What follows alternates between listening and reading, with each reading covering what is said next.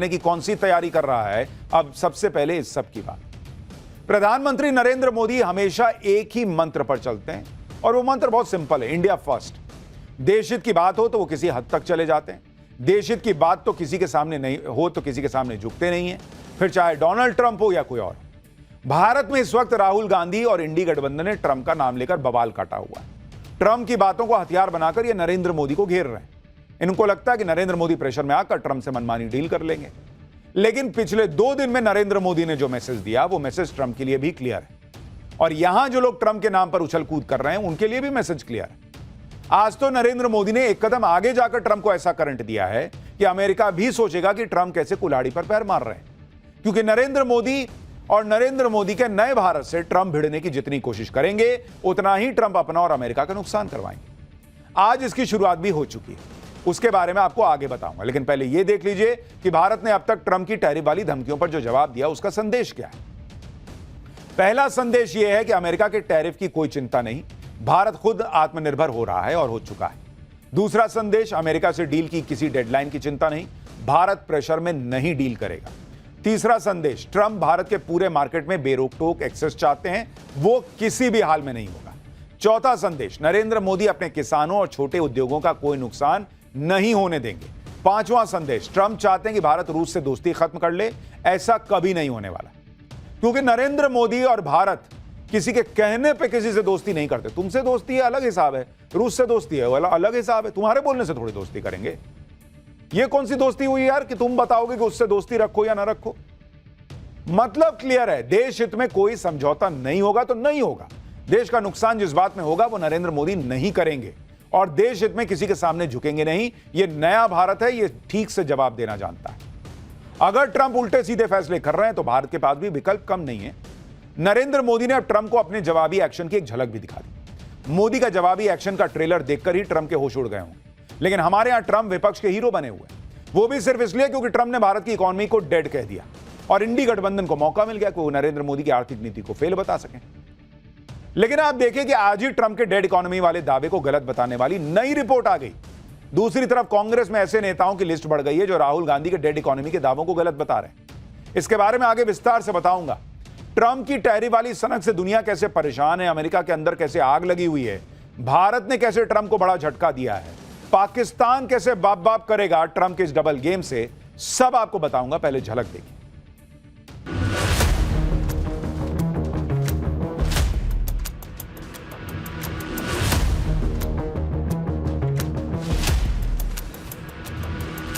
India was the highest or just about the highest tariff nation in the world.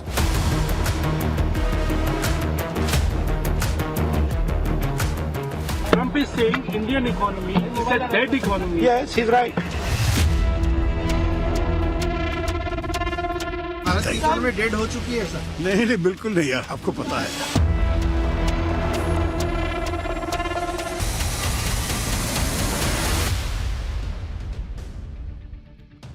इधर भारत में Trump के tariff वाले ऐलान के बाद से इंडी गठबंधन ने बवाल काटा हुआ है।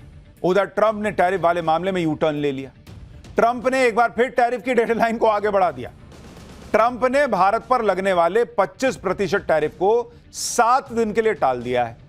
अमेरिका में भारतीय प्रोडक्ट्स पर टैरिफ अब 7 अगस्त से लगेगा। इससे पहले भी ट्रंप कई बार टैरिफ की डेडलाइन को बढ़ा चुके हैं। पहले उन्होंने 1 अप्रैल की डेडलाइन दी थी, फिर 9 जुलाई की डेडलाइन दी थी, फिर 1 अगस्त की डेडलाइन दी और अब कहा कि अब यह फाइनल है, इससे आगे नहीं बढ़ेगा। लेकिन फिर से टैरिफ लगाने की डेडलाइन को 7 दिन आगे बढ़ा दिया। यानी राहुल गांधी जो खुशी से झूम रहे थे ट्रंप ने फिर यू टर्न मार दिया, गाड़ी घुमा दी। राहुल गांधी वहीं रेड लाइट पे खड़े रह गए मोड़ पे। अरे किधर भाई, ट्रंप ने मार दिया यू टर्न। बॉस ट्रंप जो है ना वो इस तरह का काम करते हैं कि इससे शायद कुछ प्रेशर बन जाए, और वो देख रहे प्रेशर नहीं बन रहा। तो उनको भी तो पता है कि अमेरिका का भी नुकसान होगा अगर हम ये काम करेंगे, तो उन्होंने 7 दिन और मामला आगे बढ़ाया कि 7 दिन में शायद कुछ होगा। ट्रंप के 25% टैरिफ लगाए जाने पर विपक्ष ने आसमान सिर पर उठा लिया। वो इसके लिए नरेंद्र मोदी को कोस रहे कि नरेंद्र मोदी ट्रंप को टैकल नहीं कर पाए, ढंग से ट्रंप से डील नहीं कर पाए। दोस्ती का क्या हुआ? तो दोस्ती का मतलब क्या था बॉस, कि नरेंद्र मोदी ट्रंप को कहते कि हेलो एक काम करो 5% लगा, तो वो ट्रंप 5% लगा देता।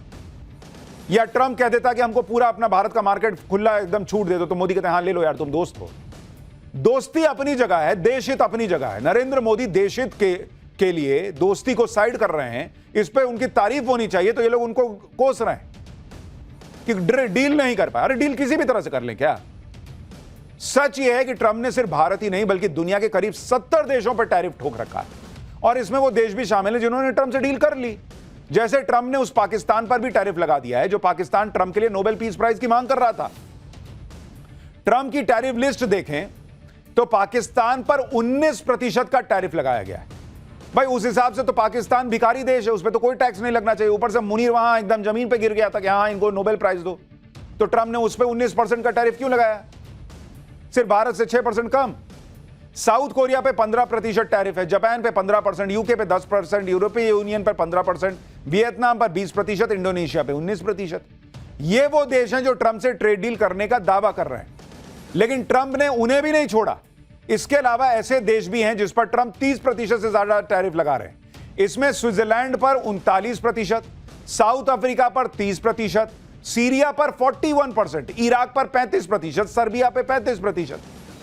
यानी ऐसा नहीं है कि ट्रंप सिर्फ भारत से उलझे हुए हैं या भारत के खिलाफ टैरिफ वाली प्रेशर पॉलिटिक्स अपना रहे हैं, बल्कि ट्रंप लगभग हर देश के साथ यही कांड कर रहे हैं। पूरी दुनिया ट्रंप के इसी दोहरे व्यवहार से परेशान है, लेकिन हमारे देश में अलग कहानी चल रही है। इधर ट्रंप ने 25% टैरिफ लगाकर भारत को झटका देने की कोशिश की, उधर भारत ने भी ट्रंप को नया झटका दे दिया, क्योंकि नया भारत है। टिट फॉर टैट वाला हिसाब चल रहा है। ऐसी खबरें हैं कि भारत अमेरिका से F-35 स्टील फाइटर जेट अब नहीं खरीदेगा।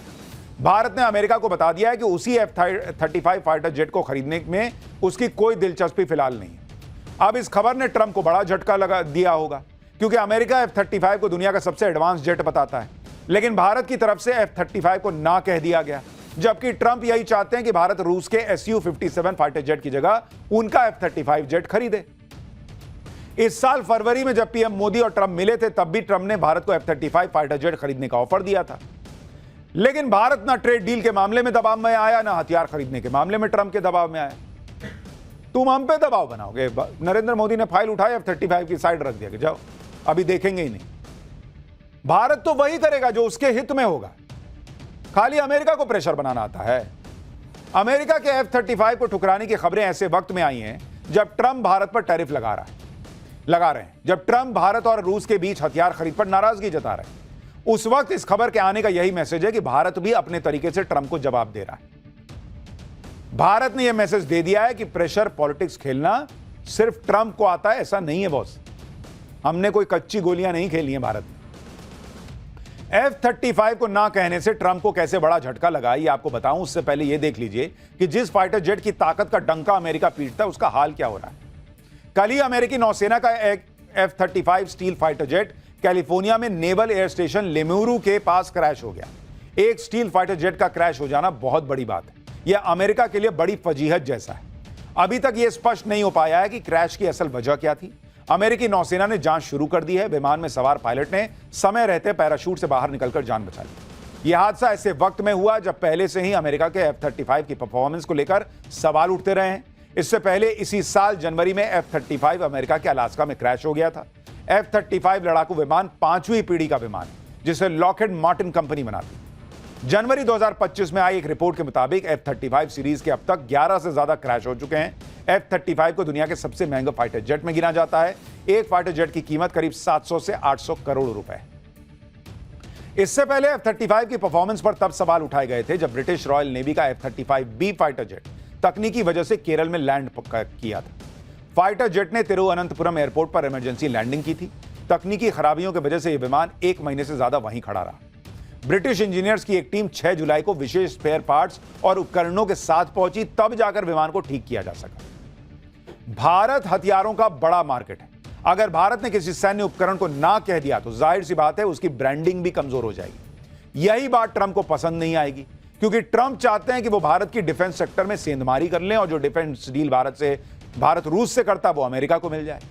ट्रंप को पता है कि भारत आर्म्स का बड़ा इंपोर्टर है और भारत में हथियार बेचने का काफी स्कोप है।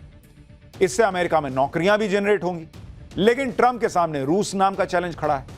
आप देखिए कि 2020 से 2024 के बीच अगर आप देखेंगे किस तरह से डील्स हुई हैं, आपको समझ में आ जाएगा कि क्या मामला है। 2020 से 2024 के बीच का आपको बता रहा हूं।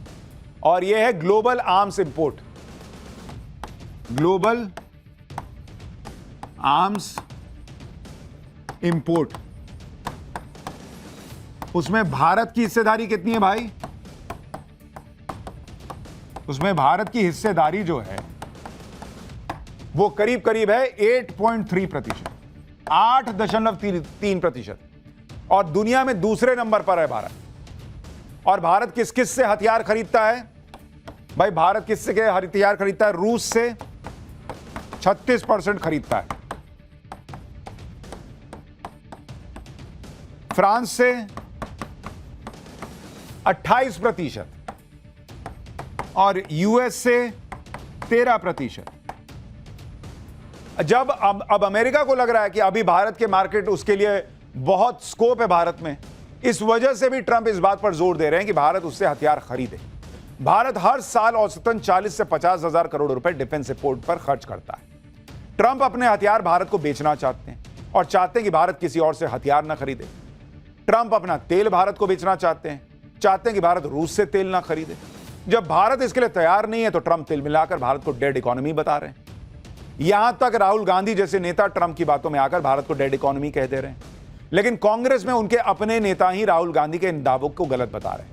कल से अब तक कांग्रेस में ऐसे नेताओं की तादाद बढ़ती जा रही है जो डेड इकोनॉमी के राहुल गांधी के नैरेटिव को सही नहीं मान रहे। जैसे कांग्रेस सांसद राजीव शुक्ला ने कहा कि भारत की इकोनॉमी को डेड कहना गलत बात है, भारतीय अर्थव्यवस्था को लेकर ट्रंप गलतफहमी में है।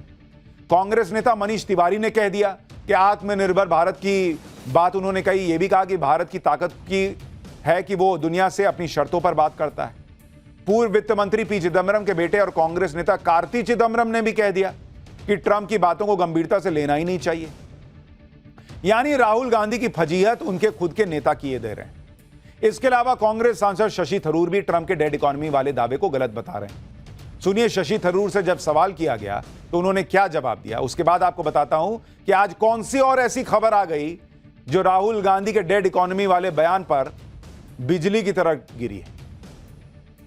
भारत की इकोनॉमी डेड हो चुकी है सर? नहीं नहीं बिल्कुल नहीं यार, आपको पता है। बाद में। यानी जो बात कांग्रेस के बाकी नेता समझ रहे हैं वो बात राहुल गांधी नहीं समझ रहे। भारत की इकोनॉमी को डेड बता रहे हैं। कल राहुल गांधी ने भारतीय इकोनॉमी के डूबने के पीछे एक वजह जीएसटी को भी बताया था। जबकि आप देखिए कि आज ही जीएसटी को लेकर जो आंकड़े आए हैं वो बता रहे हैं कि जीएसटी कलेक्शन कैसे नई पे नई ऊंचाइयां छू रहा है।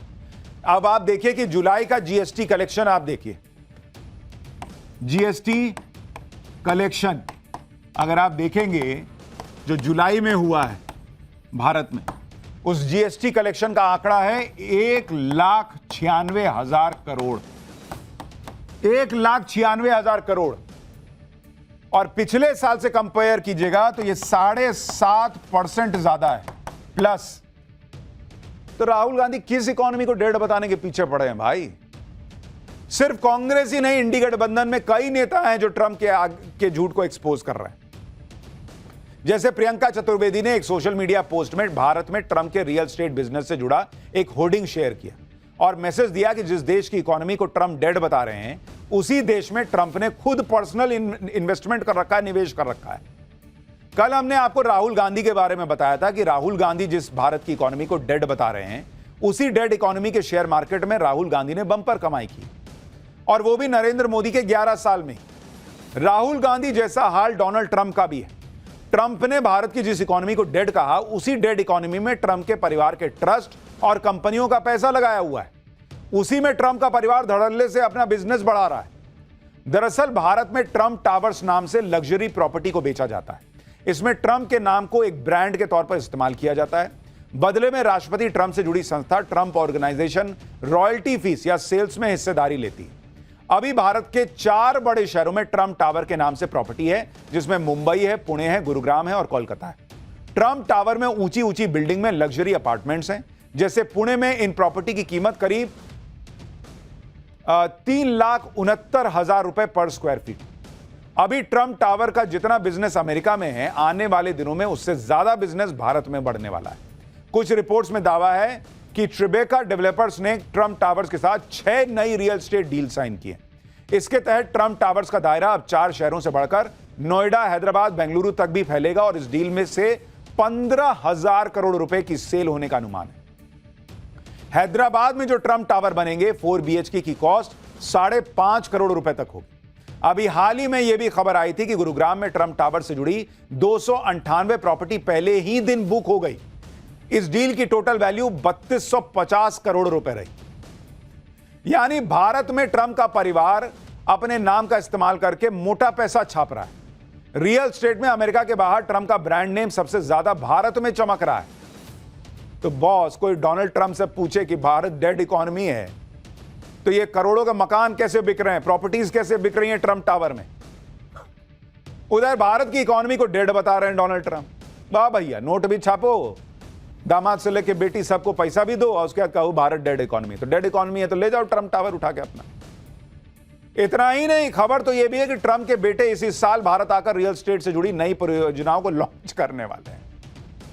जो हाल राहुल गांधी का वही डोनाल्ड ट्रंप का। दोनों नोट भी छाप रहे हैं, मुनाफा भी कमा रहे हैं इसी भारत की बढ़ती इकोनॉमी में, अब भारत को डेड इकोनॉमी भी बता रहे हैं। ट्रंप और उनका परिवार भारत में रियल एस्टेट में क्यों अपना निवेश बढ़ा रहा है वो भी आपको बताता हूं। भारत के रियल एस्टेट मार्केट का साइज इसी साल 332.85 बिलियन डॉलर यानी 29 लाख करोड़ रुपए तक पहुंच जाएगा और साल 2030 तक इसके 985 बिलियन डॉलर यानी करीब 85 लाख करोड़ रुपए पहुंचने का अनुमान है। रियल एस्टेट मार्केट के हर साल 24.5 या 24.25% की ग्रोथ रेट से बढ़ने का अनुमान है। यही वजह है कि ट्रंप हो या कोई और बिजनेसमैन भारत की मार्केट में हर कोई फायदे की डुबकी लगाना चाहता है और ट्रंप कह रहे थे कि डेड इकोनॉमी है। ट्रंप टावर के जरिए ट्रंप और उनके परिवार ने भारत में अपना बिजनेस साल 2014 में बढ़ाया था, जब पीएम मोदी प्रधानमंत्री बने। तब मुंबई में ट्रंप टावर के लॉन्च होने के लिए डोनाल्ड ट्रंप भारत आए थे। उस वक्त वो अमेरिका के राष्ट्रपति नहीं थे, बल्कि एक बिजनेसमैन के तौर पर भारत आए थे। तब ट्रंप ने कहा था कि भारत निवेश के लिए बढ़िया जगह है। तब ट्रंप ने पीएम मोदी की तारीफ की थी और कहा था कि अब भारत में लोग जिस तरह से आ रहे हैं शायद वैसा इलेक्शन से पहले नहीं आते। ट्रंप ने कहा था कि वो भारत में बड़ा निवेश करेंगे क्योंकि भारत निवेश के लिए बढ़िया जगह है। उस दौर में एक बिजनेसमैन के तौर पर ट्रंप का यह मानना था कि नरेंद्र मोदी के प्रधानमंत्री बनने से भारत को बहुत फायदा होगा। तो भाई ने खूब पैसा लगाया, पैसा कमाया, आज भी कमा रहे हैं। लेकिन अब चूंकि नरेंद्र मोदी ने कह दिया कि नहीं भाई, तुम्हारे शर्त पे थोड़ी दोस्त हो तो दोस्त हो, लेकिन देश थोड़ी छोड़ देंगे, तो भाई ने पैर पटकते कह दिया है डेड इकोनॉमी तुम्हारी। अब ट्रंप ट्रेड डील के चक्कर में भारत की इकोनॉमी को डेड बताने में लगे हैं। ट्रंप को रूस और भारत की दोस्ती से दिक्कत है, लेकिन आज विदेश मंत्रालय ने अमेरिका को सीधा मैसेज दे दिया कि रूस से दोस्ती पर कोई आंच नहीं आने वाली। विदेश मंत्रालय की तरफ से कहा गया कि भारत और रूस के बीच स्थिर साझेदारी है। भारत के अलग अलग देशों के साथ जो द्विपक्षीय संबंध है उसे किसी तीसरे देश के नजरिए से नहीं देखा जाना चाहिए। यानी भारत ने सीधे सीधे अमेरिका को मैसेज दे दिया है कि वो रूस से दोस्ती को लेकर किसी भी देश के दबाव में नहीं आएगा। एक तरफ भारत है जो ट्रंप की धमकियों को धुएं में उड़ा रहा है और दूसरी तरफ पाकिस्तान है जो ट्रंप के आगे बिछा जा रहा है, ट्रंप के तलवे चाट रहा है और ऐसा लग रहा है कि ट्रंप भी अपनी इस तेल मालिश से खुश होकर पाकिस्तान पर मेहरबानियां लुटा रहे हैं। इससे उन्हें लगता है कि भारत पर दबाव बनाने में भी मौका मिलेगा। अब ट्रंप ने ऐलान किया है कि अमेरिका पाकिस्तान पर सिर्फ 19% टैरिफ लगाएगा, जो पूरे साउथ एशिया के किसी देश पर सबसे कम अमेरिकी टैरिफ। अरे इतनी दोस्ती है तो टैरिफ 0 कर दो, वो तो वैसे ही भिखारी देश है, वो तो कर्जा ले लेके चल रहा है, तो उससे टैरिफ क्यों ले रहे हो। अप्रैल में ट्रंप ने पाकिस्तान पर 29% टैरिफ लगाने का ऐलान किया, यानी ट्रंप ने पाकिस्तान को टैरिफ में 10% की छूट तो दे दी, लेकिन पूरा टैरिफ माफ नहीं किया। ट्रंप ने पाकिस्तान पर 2 दिन में दूसरी बड़ी मेहरबानी की। अभी कल ही ट्रंप ने पाकिस्तान के साथ ऑयल डील का ऐलान किया था और कहा था कि अमेरिका की कंपनियां पाकिस्तान में तेल निकालेंगी। ट्रंप के बैक टू बैक इन 2 ऐलानों से पाकिस्तान का मुनीर और शहबाज शरीफ खुशी से फूले नहीं समा रहे। मुनीर और शहबाज दोनों को लग रहा है कि पाकिस्तान ने ट्रंप को नोबेल पीस प्राइज के लिए नॉमिनेट किया और ऑपरेशन सिंदूर में सीजफायर का क्रेडिट ट्रंप को दे दिया। उसके इनाम के तौर पर ट्रंप ने पाकिस्तान पर कम टैरिफ लगा दिया। लेकिन बॉस, पूरी दुनिया जानती है कि अमेरिका अपने फायदे के बिना कुछ नहीं करता। ट्रंप ने भी पाकिस्तान पर 10% टैरिफ कम करके कोई एहसान नहीं किया है। ट्रंप ने टैरिफ कम इसलिए किया है क्योंकि पाकिस्तान ने अपने तेल भंडार अमेरिका के हवाले कर दिए, जो अगर मिल गए अमेरिका को तो वेरी गुड। ट्रंप ने टैरिफ कम इसलिए किया है क्योंकि पाकिस्तान अब अमेरिका से महंगे दाम पर तेल भी खरीदेगा। ट्रंप ने टैरिफ कम करने का ऐलान तब किया जब पाकिस्तान ने अमेरिकी ऑयल कंपनी से 10 लाख बैरल तेल इंपोर्ट करने की डील की। यानी वहां भी पाकिस्तान का तेल निकाल दिया ट्रंप ने कि पहले ये खरीदो तब तुम्हारा टैरिफ कम करते हैं। यानी ट्रंप ने पाकिस्तान के साथ तेल वाला खेल किया है। अब आप पाकिस्तानी एक्सपर्ट्स को भी सुनिए जो ऑयल डील का मजाक उड़ा रहे हैं, ट्रंप की नीयत पर सवाल उठा रहे हैं। पाकिस्तान में पाकिस्तानियों को समझ में आ रहा है कि ट्रंप जो है वो पाकिस्तान का तेल निकालने की तैयारी कर रहे हैं। मुनीर और शहबाज उसके तलवे में तेल लगा रहे हैं। पाकिस्तान के लोग भी समझ रहे हैं कि पाकिस्तान ऐसा भिखारी देश है जो कटोरा लेके खड़ा रहता है, कोई बस ऐसे 10 का नोट दिखाए उतने में चरणों में गिर जाता है। पाकिस्तान के लोग खुद हालांकि ये नहीं समझ पा रहे कि पाकिस्तान में कौन सा तेल का भंडार है जहां से अमेरिका तेल निकालेगा, लेकिन पाकिस्तानियों को यह जरूर समझ में आ चुका है कि ट्रंप पाकिस्तान में तेल निकले ना निकले, ट्रंप ने जो टैरिफ लगाया है उससे पाकिस्तान का तेल निकलना तय है। क्योंकि आप देखिए कि भिखारी पाकिस्तान के लिए तो 19% टैरिफ ही उसकी औकात से बाहर की बात है। पाकिस्तान तो खुद पूरी दुनिया से मांग मांग कर पेट पाल रहा है, तो अमेरिका को क्या देगा भाई वो। पाकिस्तान के लोगों को यह भी समझ नहीं आ रहा कि मुनीर ने अमेरिका जाकर ट्रंप को कौन सा लाहौरी चूरन चटा दिया कि ट्रंप ने पाकिस्तान में तेल निकालने की डील कर ली। लोग पूछ रहे हैं कि अगर पाकिस्तान के पास वाकई में तेल के भंडार हैं तो फिर वो पूरी दुनिया में कटोरा लेके क्यों घूम रहा है। भाई अगर तेल का भंडार था तो पाकिस्तान बेच के खुद ही अपना देश चला लेता। अगर पाकिस्तान के पास तेल का जखीरा है तो क्या पाकिस्तान को भीख मांगने का शौक है क्या। अगर पाकिस्तान के पास इतने ही तेल के भंडार पड़े हैं तो चीन को क्यों नहीं दे दिए। पाकिस्तान के पास अगर इतना ही तेल है तो फिर वो 85% तेल आयात क्यों कर रहा है। यानी इस वक्त डोनाल्ड ट्रंप बच्चे की तरह व्यवहार कर रहे हैं, उस बच्चे की तरह कि अच्छा तुमने मुझे ये नहीं दिया तो मैं जा रहा हूं, उससे दोस्ती कर लूंगा, मैं उसका दोस्त तुम्हारा दोस्त नहीं हूं, अब हम दोनों क्रिकेट खेलेंगे। बैट है ये नहीं, क्रिकेट क्या खेलोगे। हमने आपको कल भी दिखाया था कि पाकिस्तान में मीम शेयर किए जा रहे हैं, तेल की बड़ी बड़ी कड़ाइयों को पाकिस्तान का तेल भंडार बताया जा रहा है, क्योंकि पाकिस्तान दावा तो विशाल तेल भंडार होने का करता है, लेकिन उसके दावे का कोई प्रत्यक्ष सबूत ही नहीं है और पाकिस्तान में किसी बड़े तेल भंडार की कोई पुष्टि नहीं हुई। रिपोर्ट्स के मुताबिक पाकिस्तान के पास सिर्फ करीब 35 करोड़ बैरल तेल के भंडार हैं, जो पूरी दुनिया में तेल के भंडार का मात्र 0.021% है। पाकिस्तान के पास जितना तेल है अगर उसे पूरा भी निकाल लिया जाए तो भी सिर्फ 2 साल का काम चल पाएगा वहां।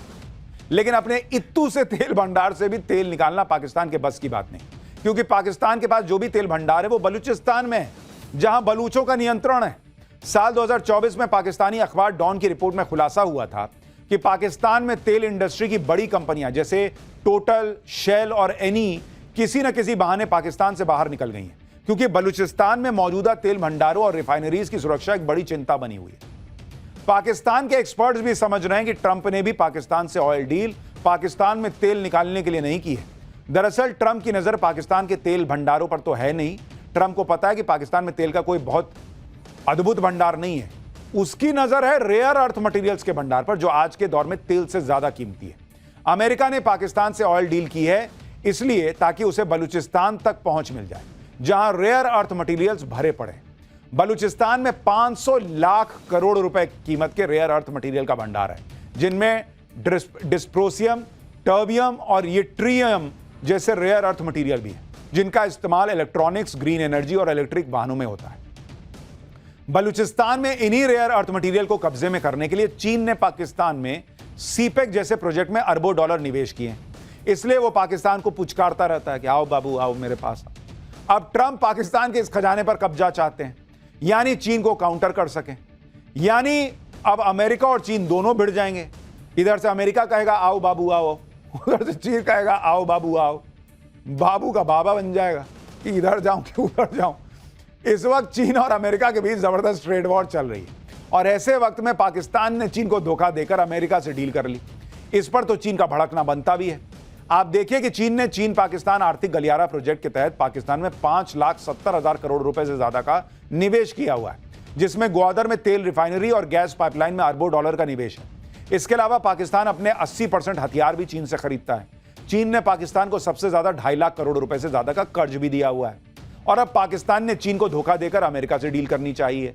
जाहिर है चीन चुप तो बैठेगा नहीं, अपना उधार मांगेगा कि जाओ बेटा उधर सट रहे हो तो इधर उधार दो। ट्रंप ने ऑयल डील के नाम पर पाकिस्तान को अमेरिका से तेल खरीदने पर मजबूर कर दिया है। यानी दुनिया के 2 सुपर पावर देश की जंग में पाकिस्तान का तेल निकलना तय है। पाकिस्तान जिन तेल और खनिज भंडारों को ट्रंप के हवाले करने जा रहा है वो बलूचिस्तान में है और यह जगह अमेरिका के लिए मौत का कुआं साबित हो सकती है, क्योंकि पाकिस्तान अमेरिका की डील के बाद बलूच नेता मीर यार बलूच ने ट्रंप को चेतावनी दी है। मीर यार बलूच ने एक सोशल मीडिया पोस्ट पर लिखा कि ट्रंप को पाकिस्तान के सेना प्रमुख जनरल असीम मुनीर ने गुमराह किया है। विशाल तेल और खनिज संपदा के भंडार पाकिस्तान में नहीं बल्कि बलूचिस्तान में है, और बलूचिस्तान एक संप्रभु देश है और पाकिस्तान के अवैध कब्जे में है। बलूचिस्तान कभी अपने रेयर अर्थ मटेरियल्स के भंडार का दोहन करने की अनुमति नहीं देगा। अगर बलूचिस्तान की संप्रभुता को नुकसान पहुंचाने की कोशिश की गई तो गंभीर परिणाम भुगतने होंगे। यानी अभी अमेरिका घुसा भी नहीं है और बलूचों ने बड़ी चेतावनी दे दी है। बलूच विद्रोहियों ने चीन के विरोध में बलूचिस्तान के अंदर सीपेक प्रोजेक्ट्स पर कई हमले पहले ही किए हैं। बलूचों का कहना है कि चीन उनके संसाधनों को लूट रहा है, इसलिए बलूचिस्तान में मौजूद चीनी नागरिकों पर कई हमले ऑलरेडी हो चुके हैं। तो वहां पर चीन ने अपने सैनिक लगा दिए कि भाई चलो ठीक है, तुम ही रक्षा कर लो, पाकिस्तान वाले तो नहीं कर पा रहे हैं। तो ये सारा गेम चल रहा है। भारत पाकिस्तान तो है नहीं कि भाई जो अमेरिका ने कहा वो कर लेगा, तो भारत अपने स्टैंड पर है। अमेरिका अभी हफ्ते भर के लिए पीछे खसका है, देखिए आगे क्या होता है, और पाकिस्तान का तो जो होगा सो होगा। लेकिन पाठशाला में अब अगला बड़ा महत्वपूर्ण चैप्टर, आरएसएस प्रमुख मोहन भागवत से लेकर योगी आदित्यनाथ तक सबको जेल में डाल देने वाली कांग्रेसी साजिश का क्या खुलासा हुआ।